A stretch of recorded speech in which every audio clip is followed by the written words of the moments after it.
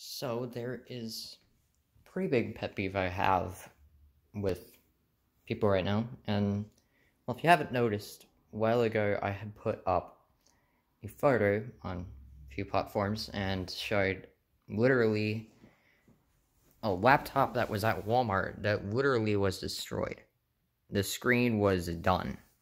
That's one of my biggest pet peeves right there, because why would you just take an item that was perfectly working and destroy it?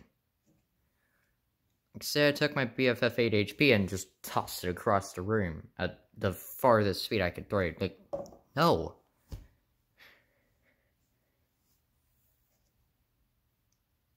Literally. And there are some people out there that I have seen who have literally taken stuff that was like new and just destroy the entire screen, and that's really annoying. Because just to think, literally, the thing was brand new like this when they got it. And now it's just, you can't read anything on the screen and looks terrible, literally. No. I mean, if there's accidental damage from like traveling and stuff, like the little bleeded out corner on my 249, which happened when I was traveling and it was sitting in the bag, or I can't find it right now, but there's a little dent on, oh, here it is. There's a little dent on my Solar Links antenna that also happened from traveling. That's understandable. That you can't really prevent unless you have some like special bag, or a bag specifically for it.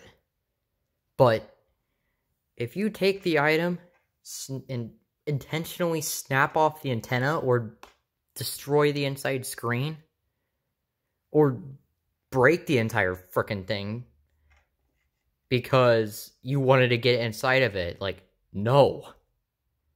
If you wanted to get inside of it, just buy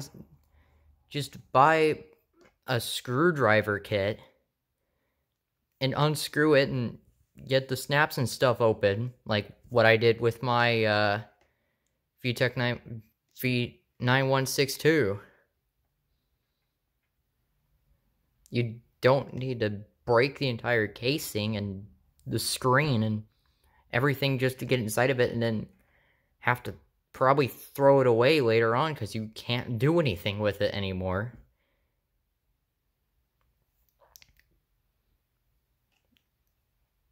Or even if it's a display unit. And I'm specifically talking to Walmart on this one, because they're the one that has all these issues. Where I've seen a cracked Samsung Galaxy Tab A, and recently, after I went to that closing Office Max I was talking about, found not one, but two broken HP laptops because somebody came around and broke both the screens on them. And they're just letting this fly by, literally. I don't think I've heard anything about anybody getting kicked out because they broke something, and it's literally in plain sight of the employees. Really.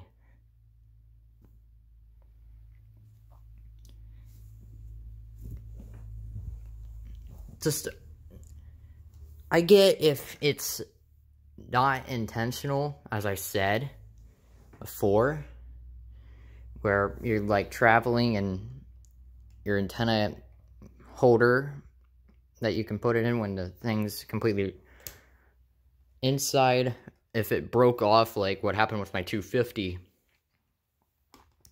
and it somehow opens up and snaps in half while you're traveling, I'd understand. But there's a lot out there that they just rage on their stuff and destroy it, and next thing you know, the entire screen's bleeding or has a huge crack in the center of it, or no antenna practically. Just don't do it. And if it's broken and you can repair it, just repair it. As my phone goes on 15%. Don't just leave it sitting there like that. Yeah, that's my huge pet peeve out of the way. Another huge thing is prices on these. Solar Link LO Bean Edition is especially a big one at this. At the prices that they're going for right now, this thing was an absolute steal of a price. Because the other one that I found, for the same price I got this, which I got it for 30 bucks, including shipping, literally, the closest price of one of these that I found had a broken screen. Which, first of all, I would not even put that up. Don't even worry about it. You broke the thing. Why would anybody buy it? Not even for parts. Well, actually, they could technically use the charger out of it for parts, because I know some of these, like the Ranger 143's old Solar Link, has charger issues, where literally the board would entirely stop working. That would be kind of understandable, but for 30 bucks, you're getting a broken thing. No.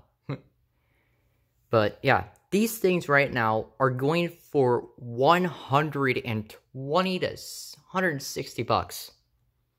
That is outrageous of a price for this, which came out in 2011.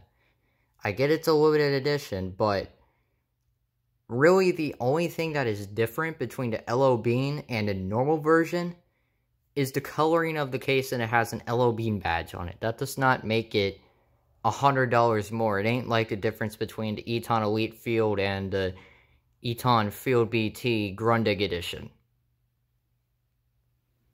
So yeah, just don't do that. That's both my particular pet peeves I have with radios and other things just in general.